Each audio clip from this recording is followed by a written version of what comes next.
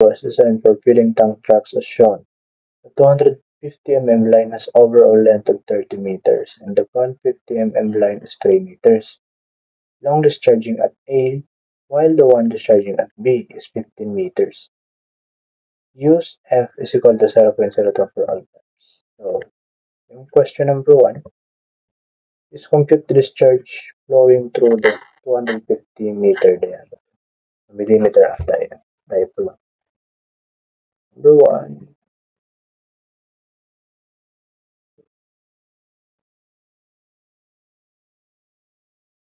so hanapin doon natin yung discharge flowing through the 250 millimeter diameter.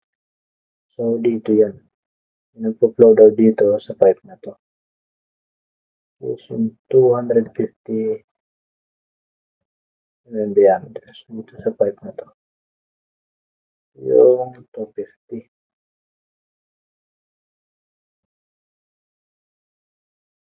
This is the 250. And then, meron tayong flow which is Q1 equals sa Q2 yung pababa and plus Q3. Natin dito U1 is equal to Q2 plus Q3. So, ang gagamitin natin dyan na formula is yung kay Darcy-Weisbach because yung given natin is letter F. Yung formula natin dito is HF equals to 0.0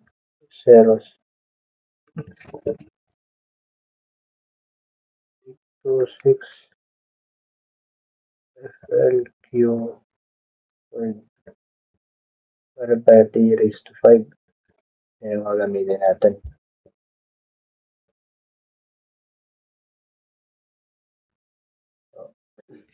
Huwag na natin. Since meron tayong HF, so ano yung HF natin dito? So meron tayong elevation 24.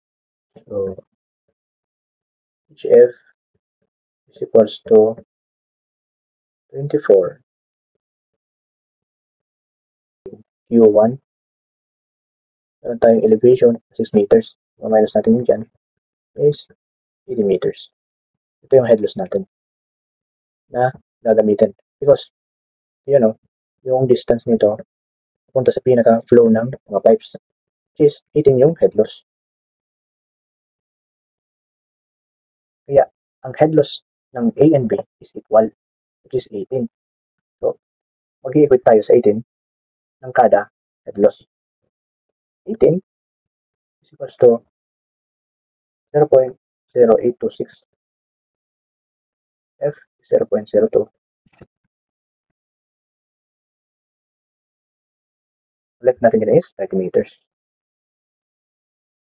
Then yung Q natin is unknown, yung Q1. Dumadali daw sa 250 mm diameter. So it is 0.25, convert na natin sa meter. And this raised to 5. So, gagamitin natin yung equation to. Plus, yung head loss, pangalawa, yung pagpababa. So, yeah. Yun naman yung i-plus natin dito. Yung H2. 0.26 times 0.02 times, hindi na siya 30. 3 na lang siya. Kasi yun yung length ng Q2.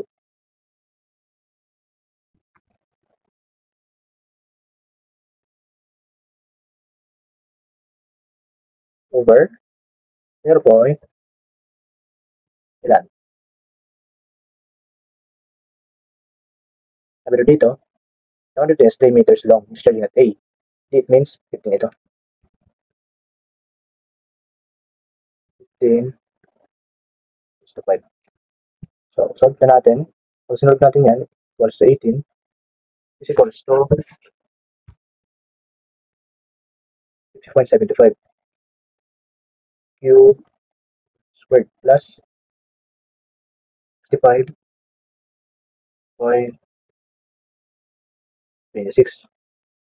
Q2 raised to 2. So yan, hanap tayo ng equation na pwedeng pagsama-samahin. So, ang pipiliin natin dito is yung Q2 because kailangan natin mahanap tong equation ng dalawang to, yung Q2 and Q3. So, kailangan natin is isolate para ma-equate natin mamaya. It is, equate natin sa Q2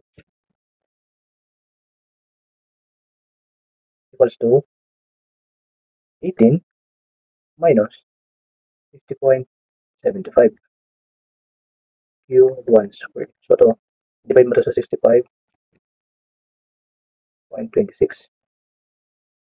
Ang kalalabasan yan is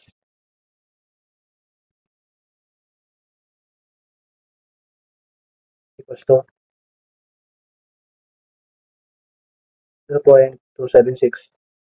minus 0.78 Q1 squared.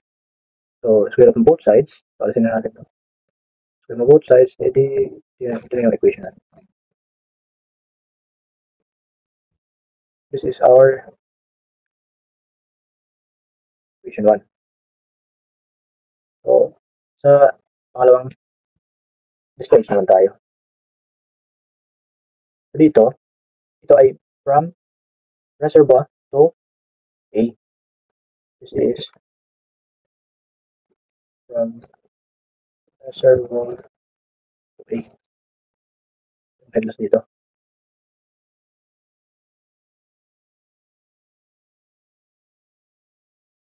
From reservoir to A. Ito naman.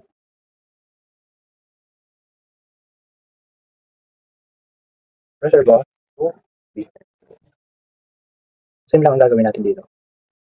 Equate mo yung 18 kasi same headless na siya. Headless siya. 8 is equals to 826 times 0.02. Ang length niya is ilan? From reservoir to B. Ilan na yung length niya? So, it is 30. Dahil Q1 pa man lang to. Over 0.25 raised to 5. Plus na natin to. So, ang hanapin na natin dito is yung sa part B. Ito na. Plus na naman natin dito is yung part B.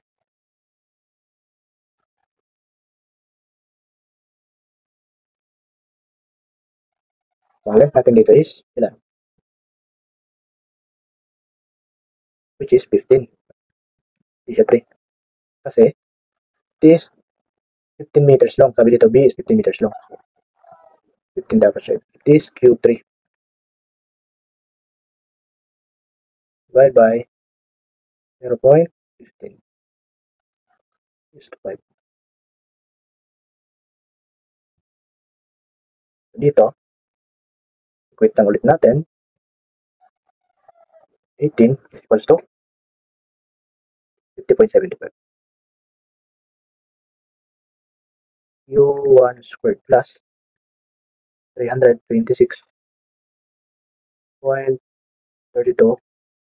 U3 raised to 2. So, divide na naman natin to. So, ganito lang yan. Same lang dito sa Q2. So, value ulit. Lipat natin yung Q3 equals yun sa 18 minus ilan? 18 minus 50.75 Q1 squared. Divide by 126.32. Kung tinabay ko yan, kalabasan yan is Q3 squared is equals to 0.055 plus 0.16 Q1 squared. Square natin yan. Maalis na ba?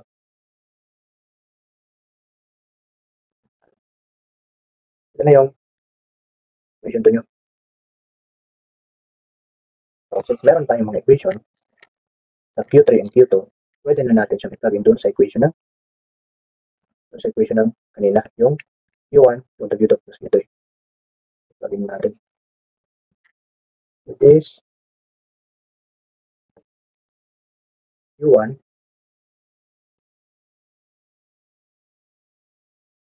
U2 plus U3.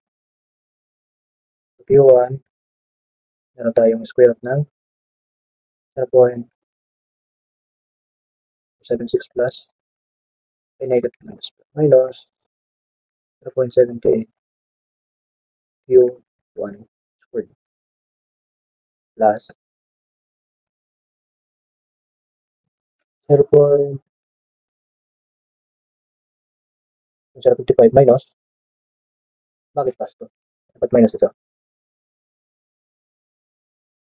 Minus 0.16 Q1 squared. Dito meron tayong Q1. Q1 natin is 0.467. Ito na yung Q1 natin.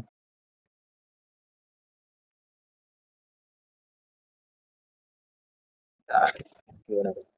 So it is from number 1. Tingnan sa number 1. And number 2, compute the discharge flowing through the 150 mm pipe. So, madali na lang yan. Yung number 2, compute daw natin yung discharge na flow sa pipe A dito sa Q2. So, meron tayong Q2. Ito yun, oh. Lagin lang natin yung value ng Q1 dito.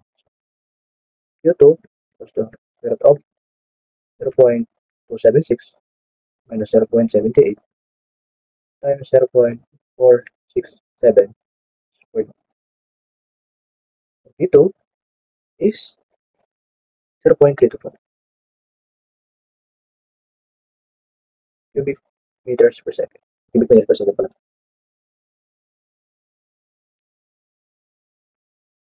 Yung Q2 natin. And also, sa Q3 rin. Hanap na rin to. It is Q3 equals to square root of 0.055 minus 0.16 0.467 squared. Q3 natin equals to 0.141 cubic meters per second. Ito na yung answer natin from this question. Ito na yung answer natin. And thank you.